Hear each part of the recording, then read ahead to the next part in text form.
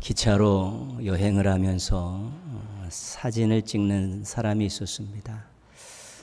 창밖의 풍경을 또 감상하고 또 사람들과 대화하는 것을 이제 즐기는 그런 여행가 겸 작가입니다. 어느 날 여행 중에 어느 중년 부부와 마주 앉게 되었습니다. 근데 그 남편이라는 분은 좀 점잖게 책을 읽고 있었는데 이 부인은 뭐가 그리 불만이 많은지 투덜거리고 있습니다. 좌석이 불편하다, 시트가 지저분하다, 승무원이 불친절하다, 계속해서 그냥 투덜거리고 있습니다.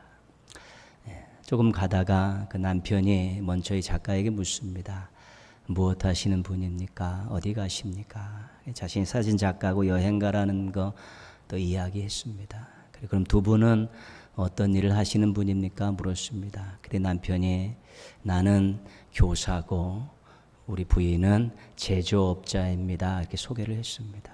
그래서 여자분이 사업을 한다는 생각이 의아해서 그럼 어떤 제조업에 종사하고 있습니까? 아내에 대해서 물었습니다. 그때 남편이 웃으면서 항상 불평을 만드는 제조업자입니다. 이렇게 소개해갖고 셋이서 빵 터져갖고 웃으면서 여행을 했다는 것이죠. 코로나19로 인해서 힘들고 불편한 일들이 계속되고 있습니다. 그리고 또 장마가 지나면 또 무더위가 오게 됩니다. 불평 제조업자가 되기 좋은 때입니다. 받은 은혜 생각하시고 누리고 있는 은혜 바라보시고 또 앞으로 받을 은혜를 기대하면서 감사 제조업자가 되었으면 좋겠습니다. 혹시 불평 제조업에서는 망하시고 감사 제조업에서는 성공하는 우리 행복한 성도들 되시기를 주님의 이름으로 축복합니다. 하나님께 좋은 평가를 받은 신앙의 선배들은 성경에 무진장 많습니다. 나의 벗이라는 평가를 들은 신앙의 선배 아브라함입니다. 얼마나 친근감 있는 평가인지 모릅니다. 하나님께서 나의 벗 이런 평가를 하셨으니까요. 내 마음에 합한 자라는 평가를 들은 사람은 다윗입니다. 멋진 평가죠. 하나님 마음에 합한 자라는 그런 평가를 듣죠. 오늘 말씀의 주인공은 욥은 온전하여 정직하며 하나님을 경외하며 악에서 떠난 자 이런 평가를 받습니다. 긴데요. 온전하다, 정직하다, 하나님을 경외해서 악에서 떠난 자라 아주 최고의 그런 평가를 듣게 되는 것이지요. 부럽지 않습니까? 하나님께서 너는 내 친구야, 내 벗이야. 너는 내 마음에 합한 자야. 너는 나를 경외하고 악에서 떠난 자야. 이런 평가를 내리면 얼마나 행복하겠습니까? 만약 오늘 하나님께서 우리들을 이제 평가하신다면 여러분들의 마음은 어떻겠습니까? 좋은 평가를 받을 수 있다라는 어떤 기대감이 있습니까? 아니면 좀 부끄러움이 있어서 조금 나중에 받고 싶은 마음이 생깁니까? 아니면 두려운 마음이 있습니까? 어떤 형태로든지 하나님의 평가 앞에서는 우리는 자유로울 수는 없습니다. 그런데 그날은 반드시 있습니다. 우리가 믿음으로 하나님 나라에 갈 날입니다. 우리의 신앙과 삶으로 하나님께 평가받는 날입니다. 그날은 반드시 있습니다. 그래서 신앙인들은 기본적으로 언젠가는 하나님 앞에 설 날이 있고 언젠가는 하나님 앞에서 평가받을 날이 있다는 것을 의식하고 살 필요가 있는 것입니다. 그래야 조금 더 진지해지고 그래야 조금 더 하나님께 제대로 된 모습을 쓰려고 노력하기 때문에 그렇습니다. 하나님 앞에 서서 평가받을 날이 있다는 것 기억하며 사는 것 좋은 일입니다. 지혜로운 일이고 꼭 필요한 일입니다. 하나님에 대한 이 욥의 평가를 못마땅하게 생각하는 존재가 있었습니다. 사탄입니다. 사탄이 하나님의 평가를 비웃듯이 던진 말이 있습니다. 욥이 어찌 까닭 없이 하나님을 경외하리이까. 욥이 어찌 까닭 없이 하나님을 경외하겠습니까? 하나님께서 극찬하는 욥의 신앙의 순수성을 의심하는 것입니다. 욥의 신앙 대단한 것 아닙니다. 하나님께서 그토록 많은 복을 주셨는데 하나님을 경외하지 않을 사람이 어디 있습니까? 복 맛보았기 때문에 생긴 신앙입니다. 대가를 바라는 신앙입니다. 이 말씀을 듣고도 하나님은 욥의 신앙에 대해 의심하지 않습니다.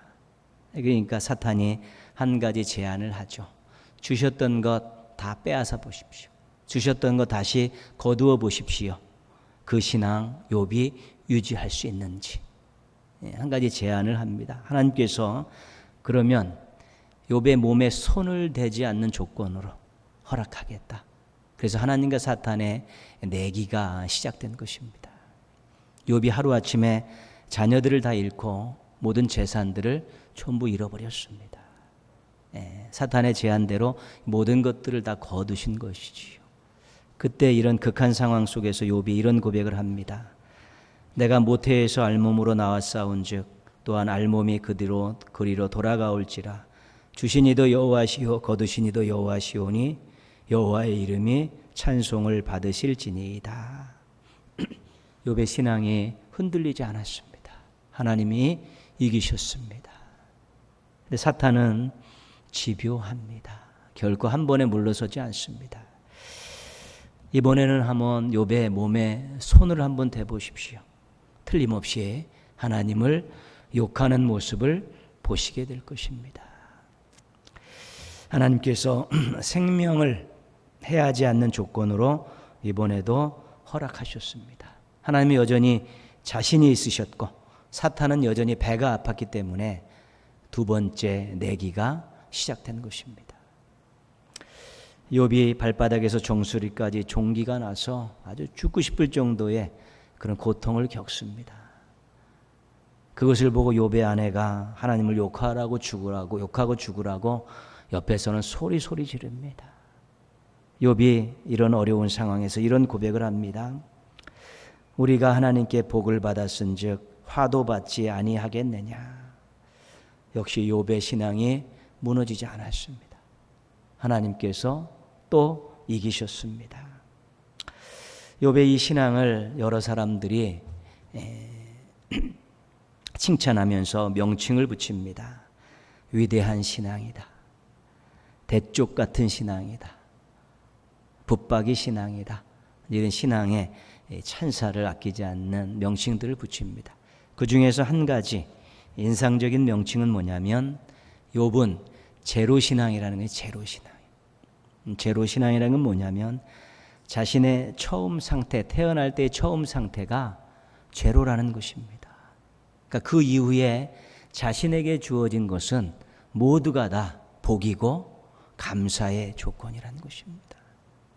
그런데 제로에서 주셨던 그 많은 것들 다 걷어가셔도 자기가 제로가 돼도 그것은 당연한 것이고 불평할 거리가 안 된다는 것입니다.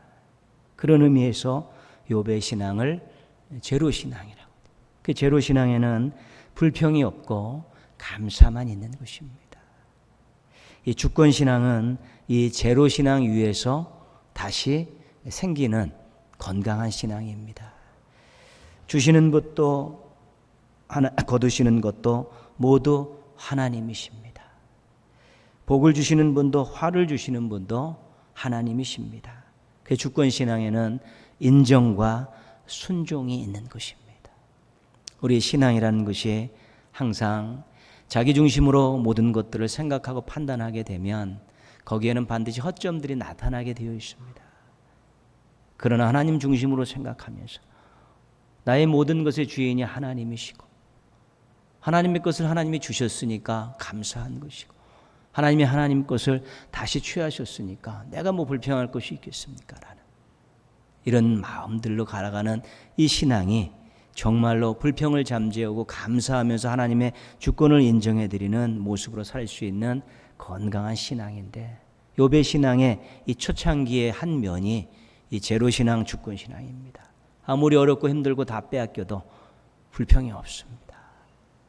당연하다고 생각하고 또 감사하게 여기면서 또 하나님을 의심하고 하나님에 대해서 또 좋지 않은 그러한 행동을 하는 것들이 전혀 나타나고 있지 않습니다.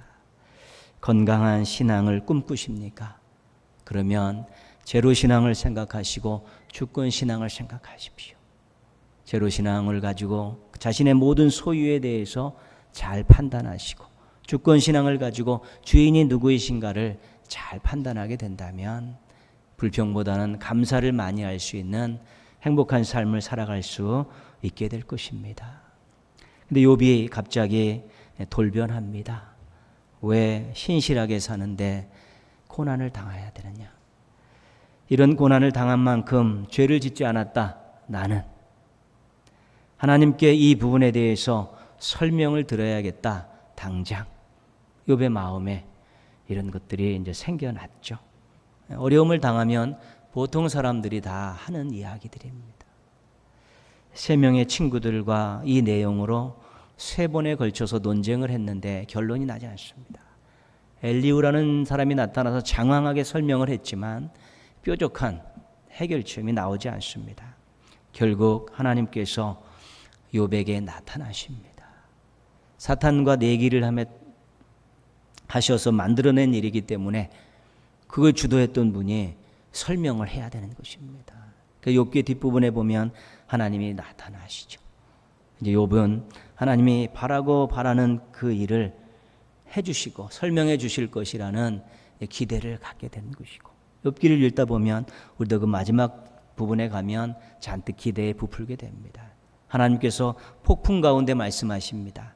38장, 39장 두 장에 걸쳐서 창조에 대한 말씀만 하십니다. 그리고 40장, 41장 두 장에 걸쳐서 하나님의 능력에 대해서 계속해서 말씀하십니다. 욥이 궁금하게 생각하는 것에 대해서 대답이 없으십니다. 온 우주 만물을 창조할 때 욥아, 네가 한 일이 있느냐? 세상의 모든 것 가운데 욥아, 네 것이라고 이야기할 수 있는 것이 있느냐? 세상의 모든 것을 생존하게 하고 관리하는데 네가 그것을 할 수 있는 욥아, 능력이 있느냐? 이런 질문을 욥에게 쏟아 부으시는 것입니다. 욥은 자기가 신실하게 살았고 진실하게 살았고 하나님 경외하며 살았는데 이 고난을 당하는 것에 대한, 왜 그런가에 대한 답을 듣고 싶은데 그 답은 말씀하지 않습니다. 오로지 하나님께서 창조하실 때 욥이 무엇 했느냐? 하나님 만드신 모든 것 중에 욥의 것이라고 말할 수 있는 것이 있느냐? 이 모든 피조물들을 통치하고 관리할 때 네가 여기서 대해서 무엇 하나 제대로 할 수 있는 능력이 있느냐? 이런 것들을 묻고 계신 것입니다. 동문서답입니다. 욥은 하나님이 하시는 말씀에서 자기가 원하는 대답을 듣지 못했습니다.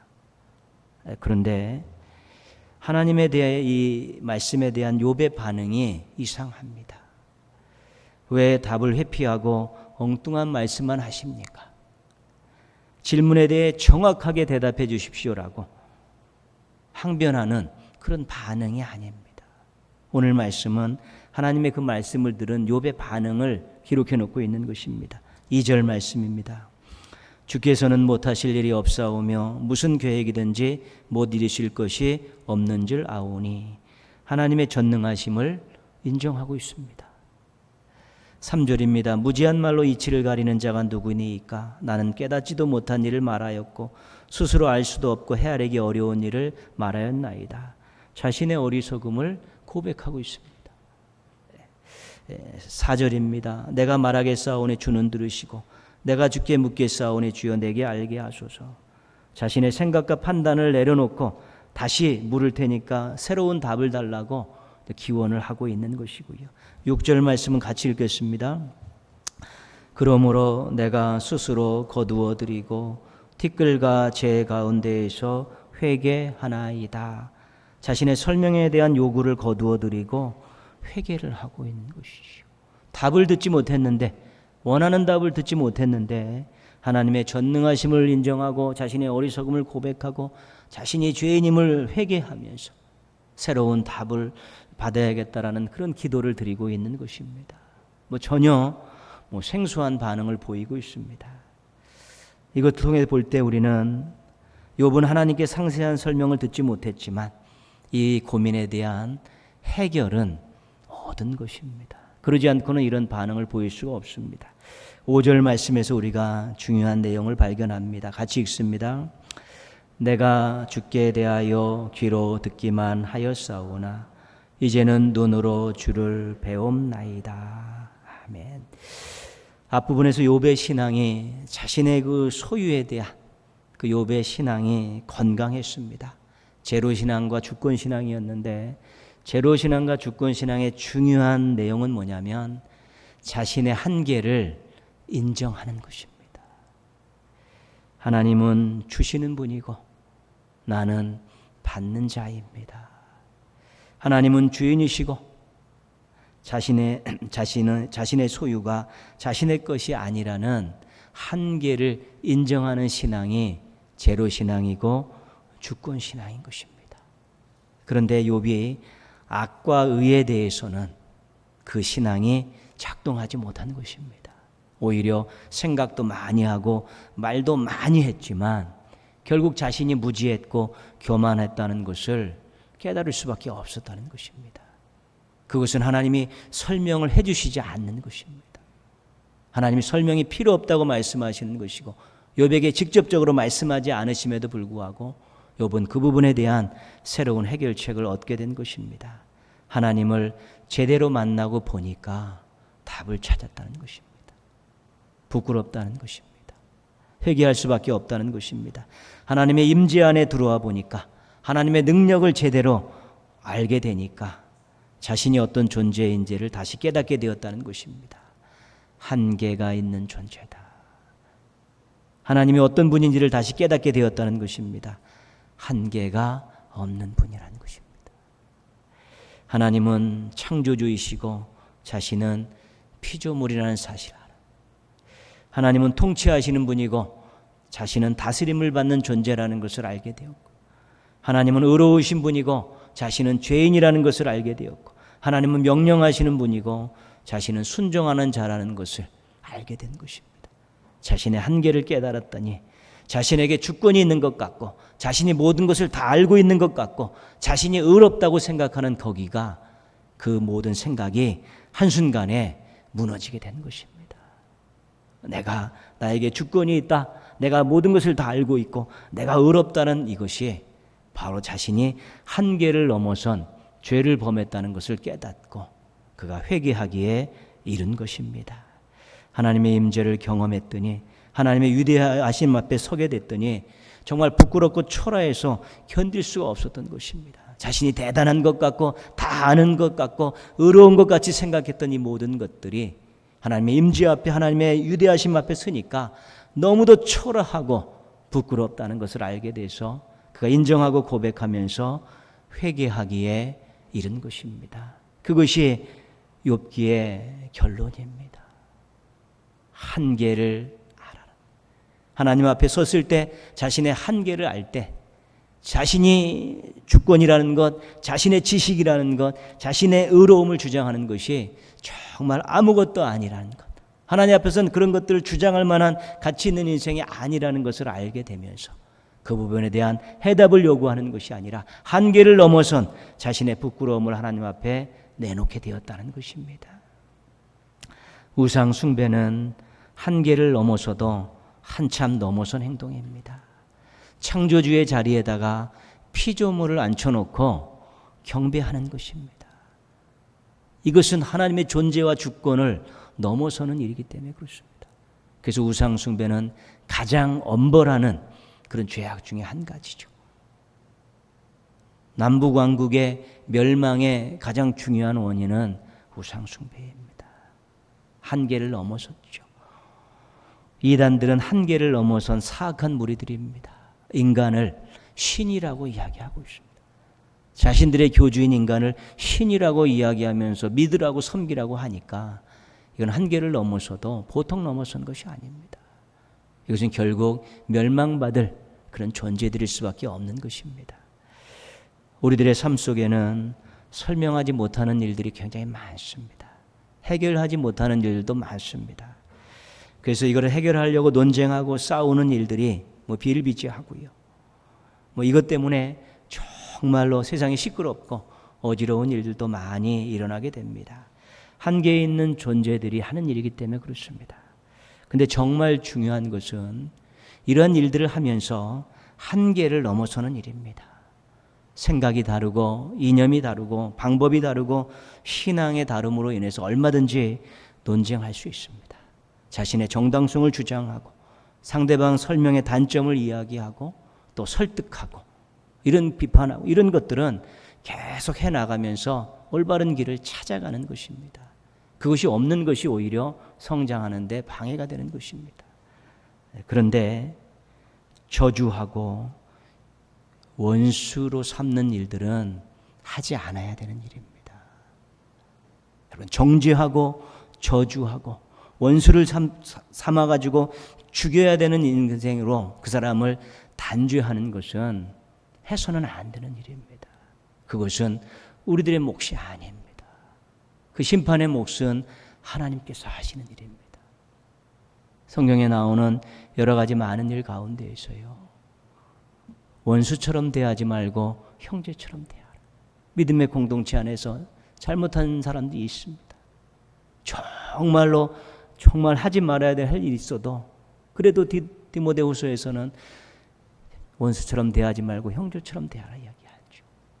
우리가 잘 알고 있는 말씀에서 너희가 원수를 갚지 말라.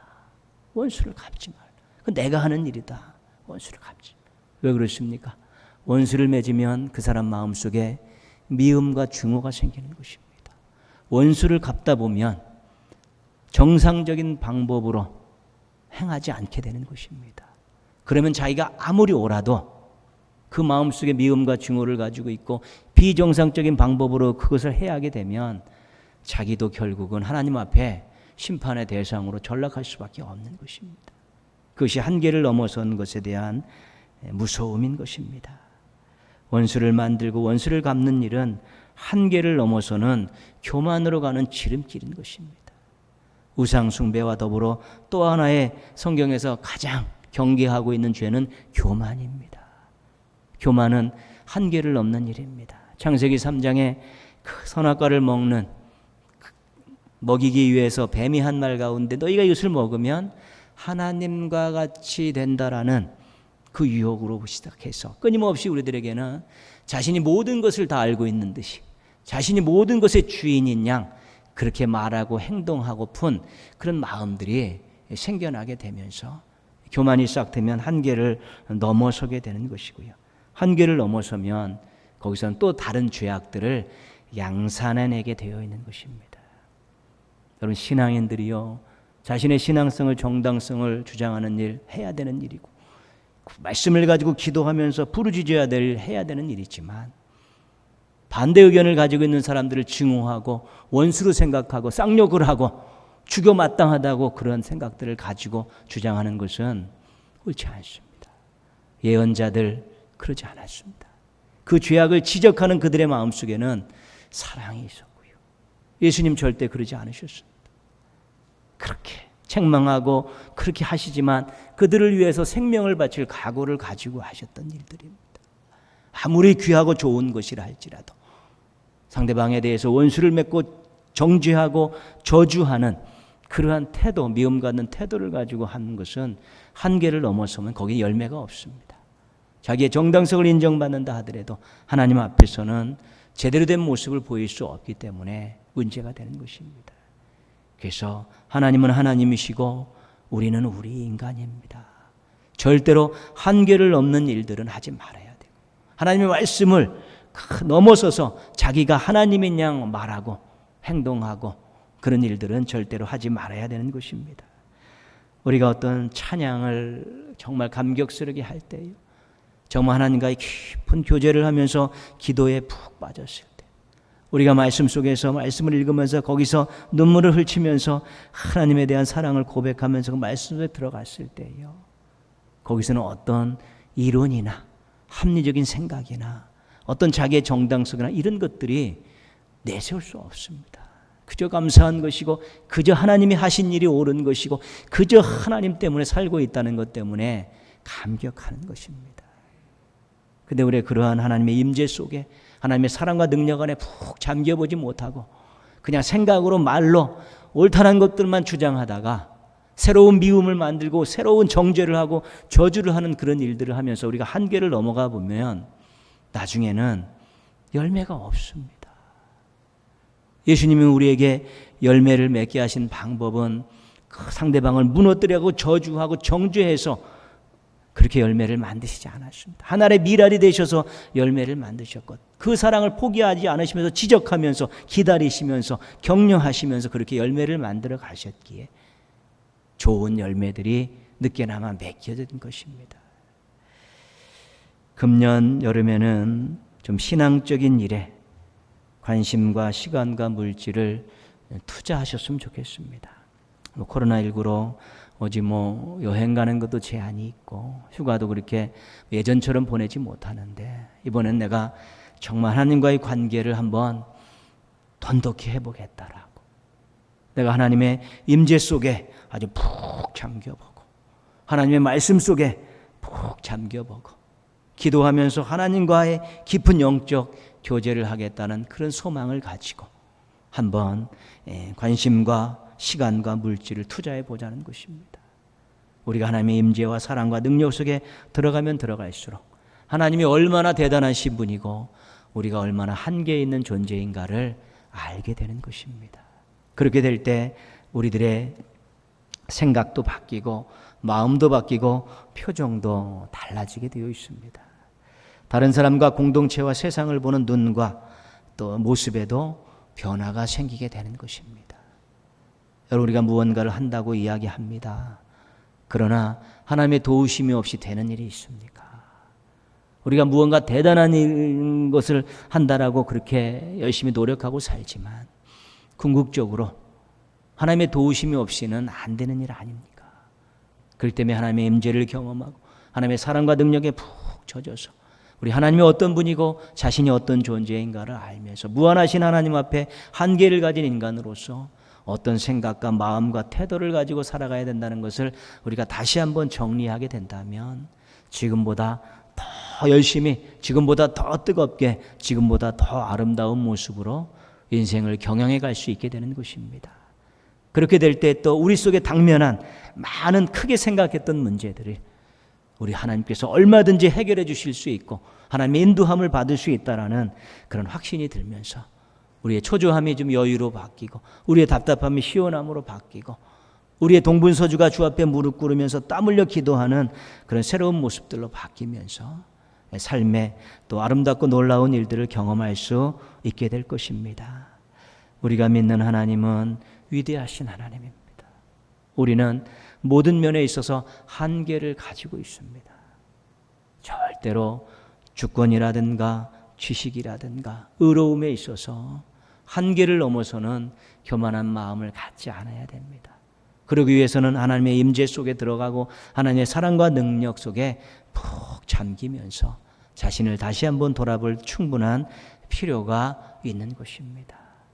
여러분 우리가 어떤 좋은 또 미래를 위해 직업을 위해 자기 꿈을 위해서 얼마나 많이 투자합니까? 그 배움의 시간에 투자했던 시간들 물질들 보는데요. 세상에 하나의 좋은 또 자리를 잡겠다고 자기가 또 원하는 일을 하며 살겠다고 투자했던 얼마만의 시간과 물질과 땀들이 있습니까?